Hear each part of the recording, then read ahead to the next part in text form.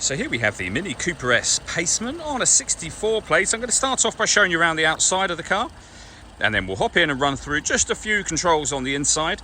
From the outside you can see it's a 3-door car with alloy wheels. We're going to start off inside the boot area first of all. As we approach the back of the car, you can see we have those twin tailpipes, reversing sensors, and plenty of boot space as well. You can of course increase this space by folding down either or both of those 50-50 split folding rear seats as well. Okay, so we're just going to work our way back around to the front of the car, and as I mentioned, we'll hop in and run through some of the controls.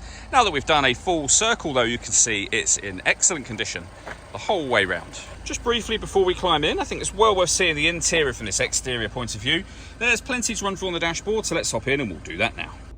Okay, now that we're inside the car, we're going to start with the dials. We have the rev counter, as you can see, a digital readout for the speedometer, and beneath that, the total miles for this car, which are 55,407. It'll also show you in that section what gear this car is in. It's an automatic, so we're of course in park at the moment.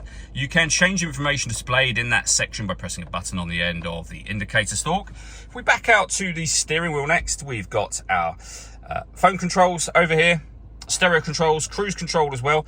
These paddles here will change up and down a gear depending on which way you go, and both paddles do the same thing. And of course this is an automatic, so that's your manual gear change for this automatic gearbox. Over into the sensor next, we have the main screen. We're on the settings menu just there.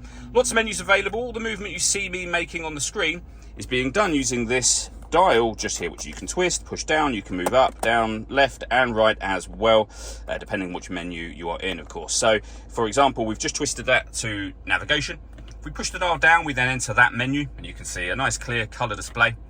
A very easy system to use. We can pair our phone from here, of course. When it comes to the radio, this car has got FM, AM and DAB all available.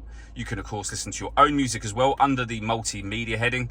We've got USB input, Bluetooth audio and auxiliary input as well, and we also have a CD player. You can pair your phone from this menu or the phone menu itself.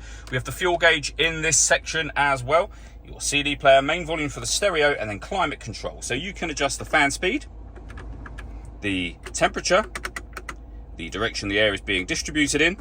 The air conditioning is on at the minute, so that's off, back on again, or hit auto. The car will now take control of the fan speed and direction of the air to maintain this temperature. Press auto again, and you go back to whatever setting you had that on previously. Below that, we have front and rear fog lights. You can put the vehicle into sport mode. You can lock and unlock the car doors from the outside. We can turn our traction control on and off. We have the gear lever for the fully automatic gearbox. The dials I went through just a moment ago, and then down here, we have your auxiliary and USB inputs. All that leaves me to say is thank you for taking the time to watch this video. If you'd like to come and see the car for yourself and have a test drive, please feel free to give us a call here at Glenbourne's. We'd love to hear from you soon.